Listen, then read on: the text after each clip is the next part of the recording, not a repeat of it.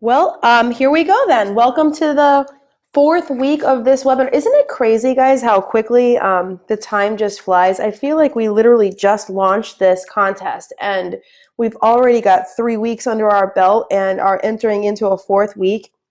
I've got to say, out of every fast track that we've done and every contest that we've done thus far, this has been by far the most positive and really interactive group that we've had. I'm seeing a ton of really great questions in the Facebook group every single day.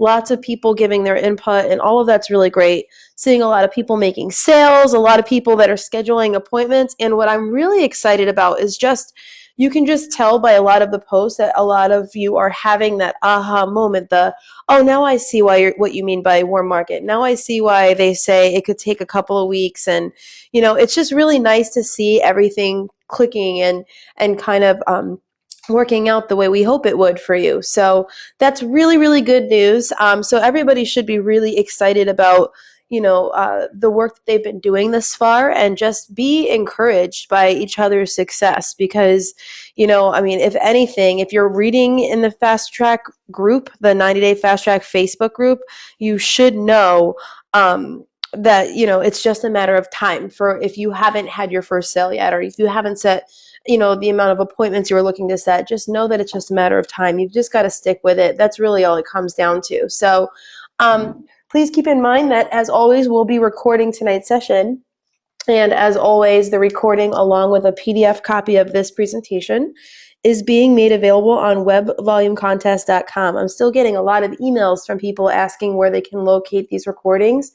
And, Brett over at MA Web Centers is really awesome. He's doing a great job of getting these up as soon as possible. And Alice is working really hard to make sure that the Chinese version is being uploaded as well. So lots of great resources for you all. And I encourage you to rewatch any of the sessions that you have missed, or maybe that you would like a refresher on, or just even download the PDFs and just kind of use that as a nice checklist for yourself to start implementing some of the things that you've learned.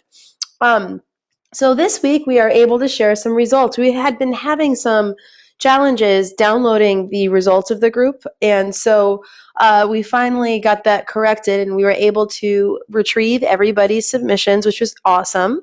And I did share a couple of the highlights with everybody last week as promised, but here's how I'm going to do this. If you see at the top here, I'm going to be sharing with you the weekly results of the activity that we've put into motion. So you can see here that as a group, we made 1,848 contacts. We set 363 appointments, either to show the plan or, have coffee with somebody to rework on a relationship or start building a relationship. Website appointments, 140. Web center owner appointments, 102. And I just want to pause there for a second. I don't know if you guys are aware of this or not, but last week we launched our new design for our Web Center Owner presentation. And what this is it's sort of like a Web Center UBP. So if you've got a great prospect that would make a good Web Center owner in your group, whether it's a non-unfranchised owner or just an existing business partner that you have, this is a really great PowerPoint to take them through. If you go to mawc411.com, you can download that presentation and you can share it with your prospects, just like you would share the presentation of the Market America business plan. So I'm really excited that that's being made available. We've really, it used to be that only certified Web Center trainers could conduct these, and they were called UMOs. And the fact of the matter is that there's just a substantial need for people to have this information available to them. So we made that decision to make it available. And if you want to plug your prospects into a webinar version of this, where a certified Web Center trainer will conduct it on your behalf, similar to taking somebody to a UBP, that's being delivered by a successful franchise owner, you can do that. And all of this information, I'm just going to actually show it to you because I want you to be able to see it. But all of this information is available on mawc411.com. So when you go to the website, first of all, I put, there's a link right here to download it. But if you click on Evaluate here, there's a Web Center Program Overview PowerPoint. If you click on this, you can download the PowerPoint I'm talking about.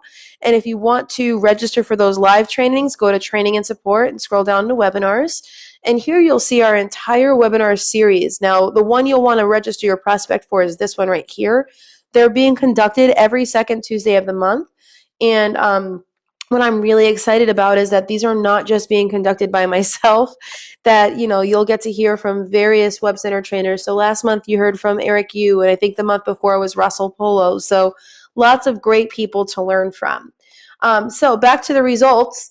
There was 255 plans shown, 52 Web Center owner overviews shown, or over 80 website appointments that were completed. And so what I'm really excited about is, think about that.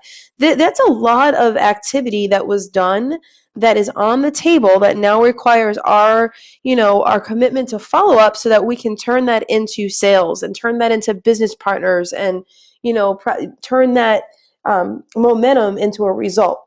And so, yes, while there are no sales or business partners to report here up, this is what ultimately feeds the results. And so I want to encourage you that if what you're seeing right now is most of your results are this kind of stuff, there are appointments being set and contacts being made, that's fine. Just make it a goal for yourself to now work with those people that you've scheduled appointments with, and help them through that evaluation process, so that they can ultimately make a decision about either becoming a business partner, or buying a website, or becoming a Web Center owner, whatever it is that appointment was scheduled for. The other little piece of information is, if you are having sales, if you are personally sponsoring, and you are getting the result part of all of this, that's really great. And you should congratulate yourself for that. But please don't forget to continue to prospect, because what happens is you start focusing only on the result that you have, and then a few weeks will go by and you basically have to start all over. So it's a lot easier to do this successfully if you're constantly prospecting and constantly feeding the fire, versus letting the fire burn out and then you have to start it all over again. So this past week, you'll see two sets of numbers here. The first set are all the results from the past week, and the bottom set are all of the results thus far. So last week we made 7 website sales at $11,800, earning $8,656 in retail profit. Also sold $12,858 in Market America branded products. Personally sponsored 10 new UFOs. 48 tickets were purchased to the World Conference, and 21 WCTs were attended. That brings our total website sales up to 36 in just 3 weeks. That's incredible. That's really, really great, guys. That's more than 10 a week. That's over $36,000 in retail profits. So you can see here that we're doing really well.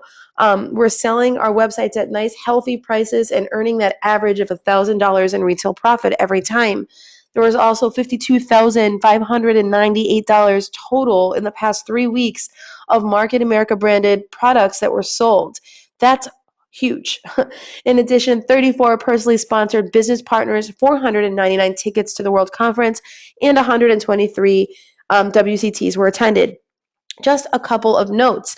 If you are entering in your numbers through the website, which you should be, please, please, please only enter in numbers. There are a few of you that are literally writing like the letter O instead of a 0, or spelling out the word 1 instead of writing the number 1. And it just takes me so long to go through every report and erase those entries and replace them with numbers, because otherwise I can't use the Excel formula. So if you could just please adhere to that and only enter numbers, that would make my job a lot easier.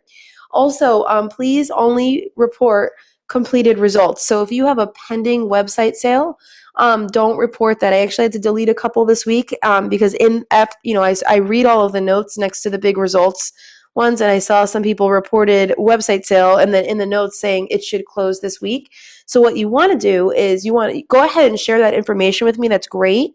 But what you want to do is wait until the sale is actually completed, the transaction is made, so that you can record it then, okay? And also, one final reminder, please remember that if you purchase your tickets to the World Conference in 2015, and no matter when you purchase those tickets, even if you purchased it in August at the event, those ticket purchases count and you can earn points for those. So if you haven't entered them in already, go ahead and enter them in this week when you submit your results.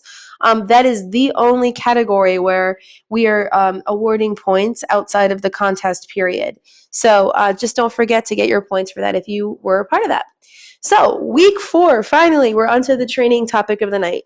Tonight, we're going to be talking about qualified appointments, qualifying your prospects, making a nice quality appointment versus an unqualified appointment.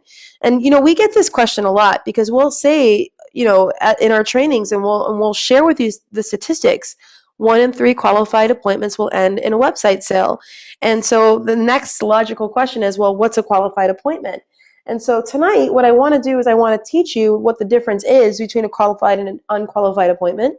And then I want to give you a list of qualifying criteria and different questions that you can ask yourself, either hypothetically, things that you can discover during your conversations, or whatever it is that you're going to do, so that you can identify, if these people are qualified or not, and, different questions that you can ask them to help qualify the prospect.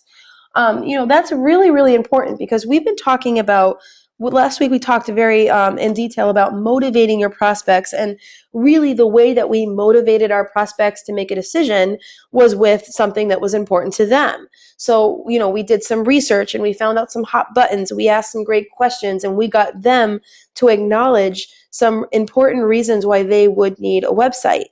And so that's a motivating reason, but that is not the only thing that makes a prospect a qualified appointment. And so we want to give you a couple of more criteria or things that you can do so that you can give yourself the biggest chance for success.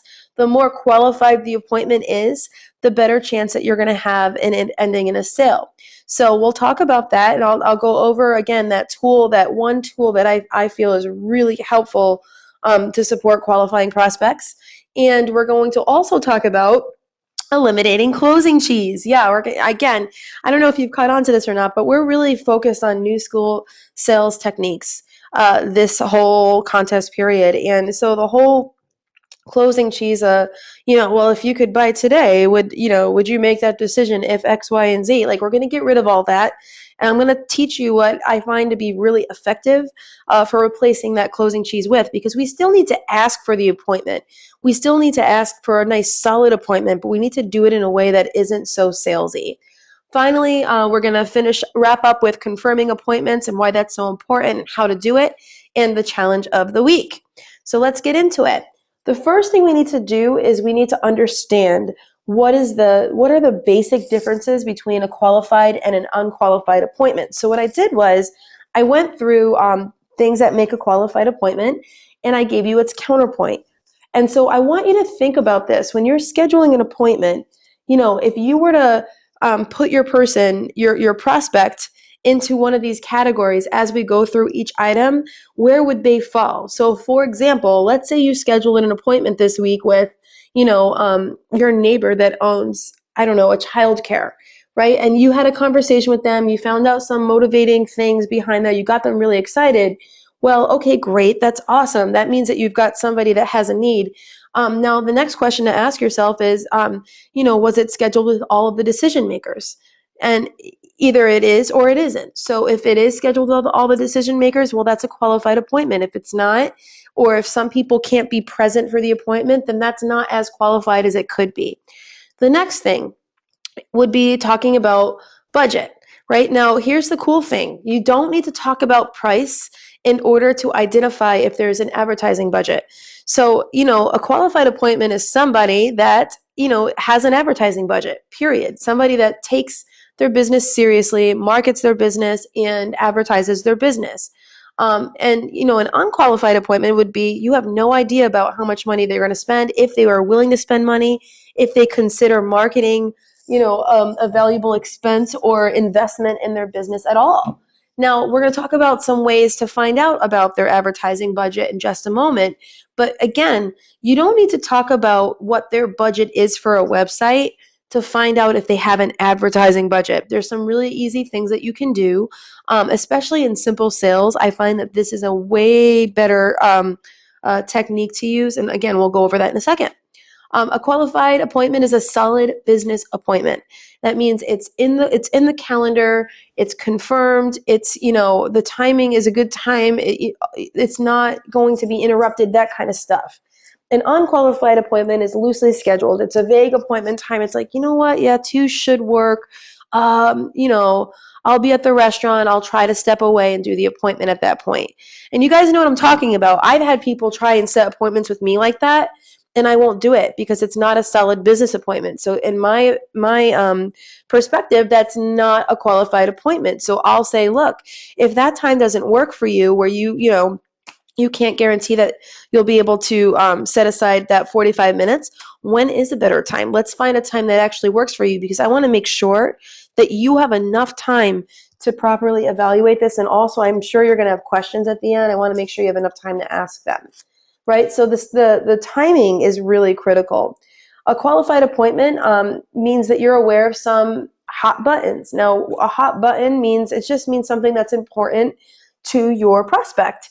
And so, it's just it's specific areas where you may be able to help, where we may be able to provide a solution, where there may be a need, right? And so you do that. We talked a lot about figuring out some hot buttons in advance before we even talk to our prospects, by just conducting a quick 15 second Google search and finding out some things that stand out about their website, right? So you should have some hot buttons in mind. Now, an unqualified appointment is you have no idea what they want, or if they have a need, or if anything is important to them. And again, this has come up where someone's really excited. They talk to someone they know and they say, oh, would you do a website appointment? And the person says, okay, but they're not really sure what they're getting into. They're not really sure what the appointment is going to cover, or really sure if this can help them at all. They're really just kind of doing you a favor. And at that point, we're just wasting time, right? Another qualified appointment category, you edified the product specialist and you explained that during the appointment that they're going to demonstrate the technology and answer all of their questions to see if it's a good fit, right? So that means that your prospect is going to show up to the appointment fully aware of what they're about to see and who's going to present the information, right? An unqualified appointment would be vague. Who's conducting the appointment? What's it going to cover? What kind of information will it entail? Will they ask me to buy something? Is it informational? Is it a sales call? What is it that they're attending, right? These are really great questions to ask yourselves. And finally, a qualified appointment is a confirmed appointment. If you have not confirmed your appointment right away, it's not as qualified as it could be. An unconfirmed appointment is unqualified. In all, guys, it's in the details. So it's not just about identifying a specific need that you can fill. It's also about, identifying, is this going to be an appointment that's set up for success? Hold on one second. Excuse me. So let's go over the different criteria and different questions that you can ask in your conversations so that you can really, make it a qualified appointment. So the first and most important, obviously, is interest, right? And we talked about this more in detail last week when we talked about motivating prospects with things that are interesting to them. And so that is a very important part to having a qualified appointment. And so we definitely don't want to negate that, asking those questions. We don't want to neglect that, because it's important to find out, is there even a solid need that we can fill? Yes or no? Because at the end of the day, if what they're looking for is some sort of custom program, that's going to populate random houses that have X, Y, and Z specs and blah, blah, blah, and they only want to spend $1,000, well, that's not a need that we can fill in a budget that they have. So we want to make sure that if they need a new website, or if they need the design, or they want a better content management, or they're interested in social media, whatever hot buttons that are there, we just want to have an idea that there's a potential for us to fit it, right? There's a possible solution, because we certainly don't want to be scheduling appointments with folks that are not, that we can't help. So for the most part, we can help anybody. We can do custom programming. We can custom do anything. It's just a matter of identifying what's important, what is interesting to them that we might be able to help them with. Second, and this is where I said, just a minute ago, we're going to cover how to talk about advertising budgets, right? And I saw a couple of questions like this pop up in the Facebook group this week, and I'm really glad that those questions popped up. And there's a couple of web center owners that felt like they were supposed to have talked about price in advance. And I think what the real question is, just so you know, and you first of all, let's just start with this. You don't have to talk about price in advance, but what you do want to do, just so you can give yourself, one step ahead of the game, put yourself one step ahead of the game, is to determine that there is an advertising budget, right? Just by determining that, let the product specialist, help them decide how they're going to spend their advertising budget. And the number one way you can do that is to just figure out, do they advertise anywhere else at all? And so, very simply, like if you are finding your prospects on Google and you clicked on an AdWord versus just a listing, you know that they're spending money on AdWords. Or if you saw that they were advertising in the Yellow Pages, local Yellow Pages, you know that they're probably spending at least $130 a month on some advertisement there. Or if they're, if you found that they have advertising in the local little league or on a bus or on a placemat at a diner or in the newspaper or on the radio or on television, all of these areas are platforms for people to market their business, and they come with a price tag. And what's really cool about them is that they're most of the time way more expensive than getting a full website redesigned and hosting it and paying all the membership fees for a year with us. Seriously, if somebody was going to do a Velpack, that's several $1,000 investment. And by the way, the ROI, the return on an investment, is less than 1%. So it's crazy. And they tell you got to do it over and over again, and by the third time, you're going to see maybe like 1 to 3% return on investment. So our product is going to be able to stand on its own 2 feet, and the product specialist will be able to build enough value into the product so that it can sell. But what you want to do is just make sure that there's a budget to pay for advertising at all. Because if they don't take marketing their business seriously and they don't advertise, or they're not interested in any advertising, it's just not a good fit right away. And that's okay. Like, you may be able to change their mind, but it's really good to just put your expectations in a reasonable place so that you don't, become disappointed because you can help somebody, but they don't have an advertising budget and they're not willing to make an advertising budget, if that makes sense. But, having money to spend on, or to, excuse me, to invest in their business is a good qualifying criteria. And so even if you didn't find out this information on your own, you can just simply ask the question, do you guys advertise anywhere else? Another thing is timing. Are they motivated to go now? Are they in the researching stage? Do they have a tight time schedule where they need it launched very quickly? These are all really good things to find out when you're having your conversations with your prospects. So you're not just going to be talking to your prospect about what they want or what's important to them, or using your research to ask some good questions, but rather, why don't you also form a few questions to figure out what kind of timing are you looking at? Again, that just helps to put your expectations in the right place. I was working, we were really, really lucky, actually. Jordan had a football game yesterday, did really well. They're undefeated. Kid had like 2 sacks. It was an awesome game. And then after the game, one of the parents who owns a local business invited us to come over and, just watch the Pats game and then the Cowboys game and just have fun. And so we did that. And while we were talking, it came out that we needed some rocks removed from our lawn. And by some, I mean like a lot, like 2 dump truck fulls of rocks, because the house just didn't have a lawn. That was exciting. Anyway, he goes, oh, yeah, that'd be great. And by the way, you guys do websites, right? And so we're talking about all this, and he's like, yeah, I've been meaning to get my website redone. We start talking about that. Long story short, the guy's awesome. He's really sweet. He shows up this morning. He spends 4 hours with his crew, completely clears our front yard. And then we're talking about the website, and I'm thinking, wow, he showed up the very next day. When can we get your website going? He goes, oh, no, I definitely want to do it, but I need to wait until January 1st because that's just the timing that he has right now. No big deal, right? Mm-hmm. And so now it's just kind of like, I'm aware of his timing, so I'm not going to sit there and stress out over following up with him every single week from now until the first of the new year. But rather, I'll just follow up at the end of October and just say, hey, just checking in, making sure you're still good for the first, that you weren't hoping to get, going sooner. If you are, just you have my number, just let me know. And if not, we'll get you in the schedule for the first week of January for an appointment. It's so simple, but timing is critical. And if you're aware of the timing of your prospect, you're going to be a lot happier. And you may be able to find out what's holding their timing back. Maybe they're not making a decision for tax reasons, or maybe they're not because, they just don't have the time to deal with it right now. Or maybe they're not because they think this is going to be a $10,000 investment, but you won't know what's holding them back unless you find out what their timing is and why. So ask these questions and figure that out and work that into your approach. Appointment timing. Is it a good time to meet, and is there a little chance that they'll be interrupted? Kind of like that example I gave when I said, the restaurant owner said, hey, yeah, I should be able to walk away at 2:00. Well, that's not a good enough answer.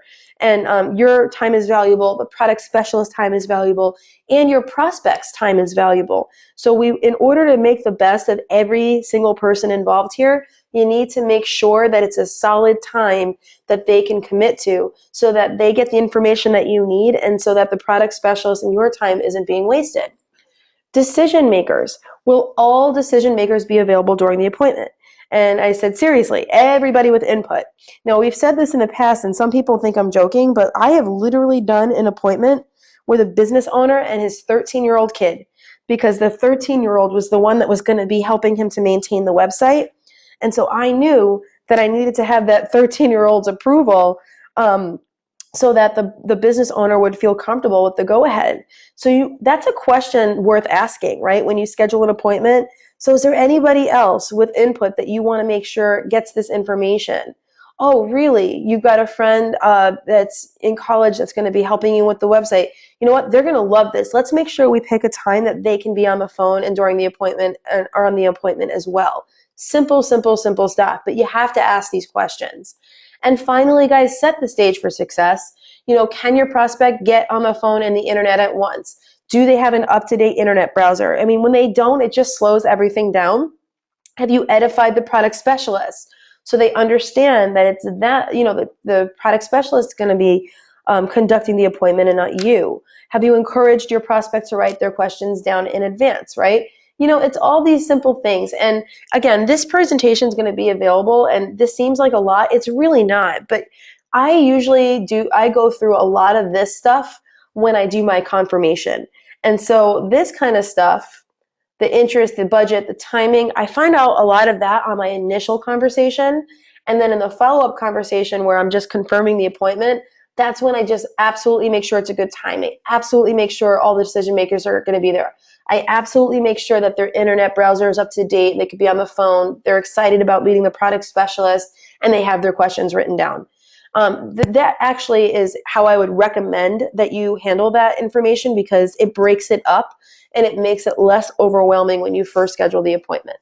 So you can ask all of these qualifying questions at any point, at the initial conversation, during the confirmation, or during one of those scheduled 15-minute appointments, those pre-appointments. Now, we covered this a little bit last week, so I'm not going to go into detail too much, but I just want to show it to you one more time, because really, guys, these 15-minute consults are doing wonders for making really qualified appointments. And I keep seeing people, take a picture of their 15-minute consult and upload it, and I love that. And wouldn't you agree, guys, those of you that are using this tool, that this silly little 10 to 15 minutes where you ask questions and you find out motivating, things for your prospect, and you find out how they're advertising and their timing, all that stuff, it just makes the appointment so much more qualified. I say it's like a super qualified appointment versus even just a qualified appointment. It's really, really excited. So again, you can download this at mawc411.com. If you click on training and support and scroll down to resources and downloads, that's where you can get it. So up here is all just basic contact information. It's a great opportunity to confirm every decision maker to be there. So like when I'm talking to the business owner and I say, great, so what is your full name and title? Okay, great, I got your full name and title. Is there anybody else that you would like to be present during this appointment that you think, that would have input, or that you think would need to get this information? It's a really easy, natural place to bring it up. The bottom here, we're learning about their business, and you can see right here, one of the questions is, do you do any advertising? It's there to qualify an advertising budget. That's why it's there, right? And then here we're just finding out things that are going to motivate them to buy now. And as we're talking about all this stuff, you can feel free to have this little bit of questions, these little things in front of you as well, so that you can find out, excuse me, what is your timing, what is most important to you, and all of that other information. So it's just good to write those notes down so that you have a lot of information to work with and a lot of information to share with your product specialist. Now, guys, as you're finally asking for these appointments and you're setting solid appointments, you don't want to, start sounding like a robot and read a script. I'm sorry, but anybody that does that, it's just so, I hate when people talk like that to me, and I'm sure you do as well, so don't do it to your prospects. And you know exactly what I'm talking about. Would you like that with or without a design package? If I could show you how this would help you, would you buy today? Would you prefer credit card or e-check? If you had to make a decision today, what would you need to know right away? These are all those kinds of salesy things that just sound grimy. And it puts the wrong taste. It makes them start to feel pressure. And we don't want to pressure people into doing business with us. We want to form solid, genuine, long-lasting business relationships with our prospects. And to do that, what we want to do instead is just ask for a commitment. If they've expressed a clear need or a want or something that's not working, then go ahead and just restate what they said and offer a solution instead, which is the appointment. I hear that a lot these days. Our team has worked actually with tens of thousands of small business owners. They may be able to help you actually with that. And then you would say exactly what it was that they were complaining about. When can we meet this week to see if it might be a good solution or a good fit for your issue?